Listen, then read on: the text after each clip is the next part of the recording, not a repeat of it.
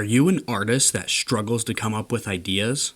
Do you seem to make every artwork with a completely different concept? And do you hate when your stuck-up art teachers make you follow a specific prompt? Well, that means you have a severe allergy to artistic flexibility. Introducing Flex Articon, the cure to your inability to adapt to new challenges. Call 1-800-I'm-NOT-CREATIVE to start your prescription today.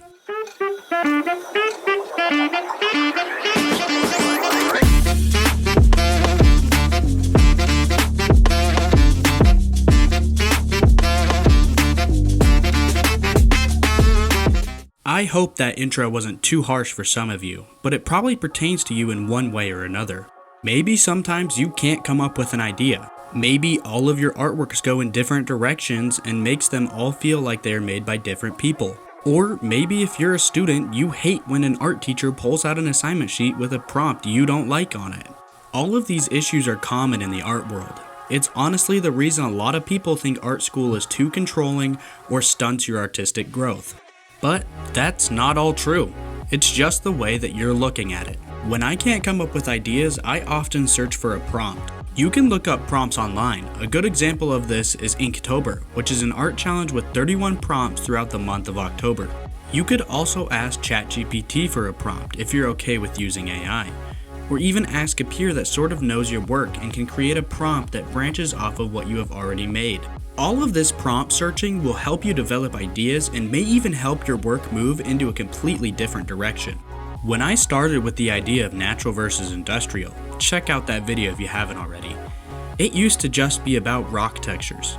I was literally going to make pots that emulated rock textures and create paintings that did the same thing. But then I talked to Caledonia Curry, aka Swoon.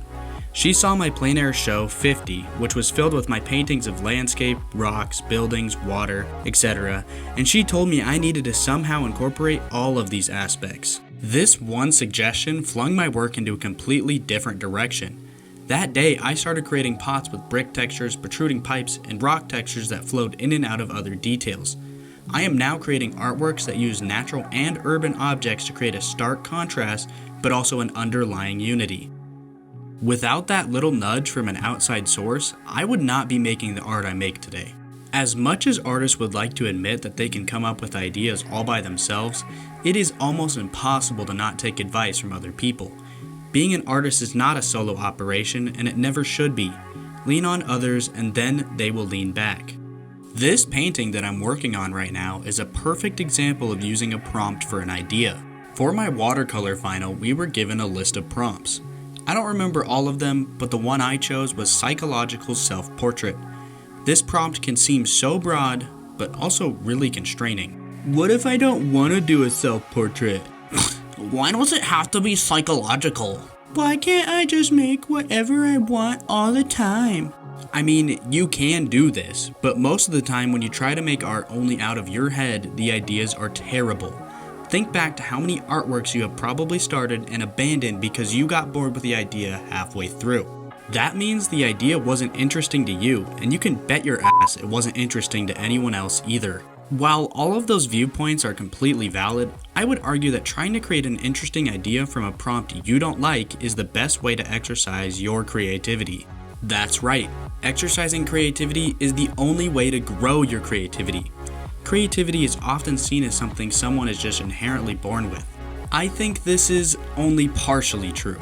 Just how weightlifting grows your muscles, challenging your brain to solve complex problems grows your creativity.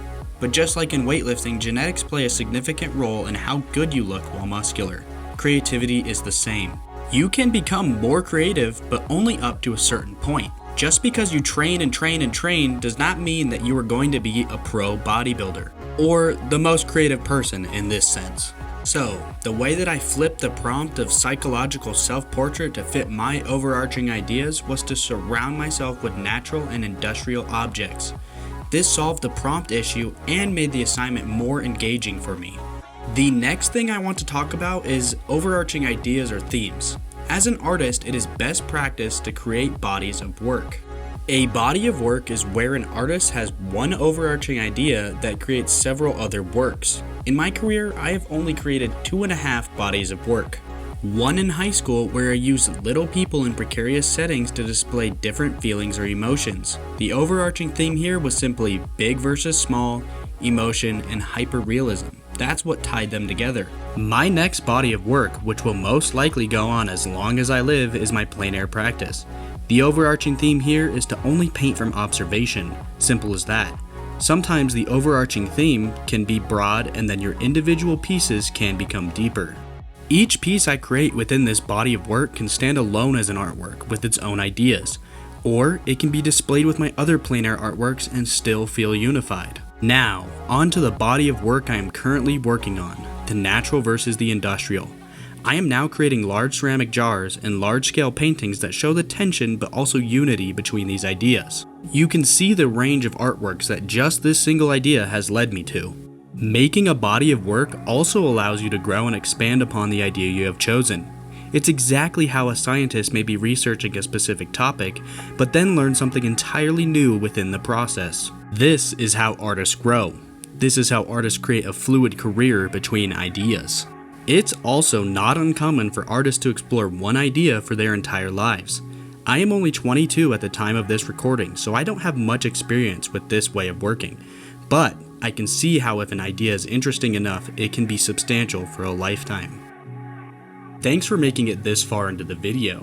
If you're enjoying this video so far, please consider hitting the subscribe button. It would really help out. Also, if you would like to see some behind the scenes or my process as I make my art, consider checking out my Instagram. Link will be in the description. Anyways, back to the video. On to the why. Why is it important that artists create bodies of work? First, it shows a level of maturity. It shows that you can stick with an idea and fully resolve it without leaving gaps or unanswered questions. Young artists, and I don't mean physically young, rather artists that are relatively new to art, have the issue of creating a bunch of artworks that don't connect. This makes it confusing for viewers. Viewers might not understand that all of the artworks are created by the same person.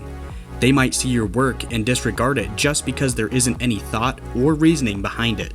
If you are creating artworks and your reasoning goes mostly along the lines of, I drew a skull and a clock because it looked cool together, or I paint landscape because I like landscape, it may show that you don't have a full understanding of what your artwork could mean. It is definitely alright to do this though. Not every artwork has to be profound in any way, but if you really want to take your art to the next level, you should really think about it in a deeper way, even if the idea is pretty obvious. Phew. Now that I got my soapbox speech out of the way, I would like to talk a little bit more about this painting that I'm working on.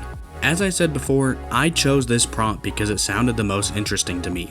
I also haven't done a self-portrait in about 3 years. My last one was in December of 2022, in which I shrunk my teeth down because my friends had always said that I had small teeth. This one was pretty lighthearted and was also completed for my Drawing 1 final, which is a class designed to teach you the very basics of drawing, so I didn't think about this drawing connecting to other artworks. That's fine. Sometimes art just needs to be created and not necessarily connect to anything else. Damn, I rant too much. Anyways, roping it back in, that is the reason I wanted to do a self-portrait. I also wanted to gauge my progress as an artist. I wanted to visibly see a difference from 3 years ago. Well, I am nearly done, so enjoy the reveal.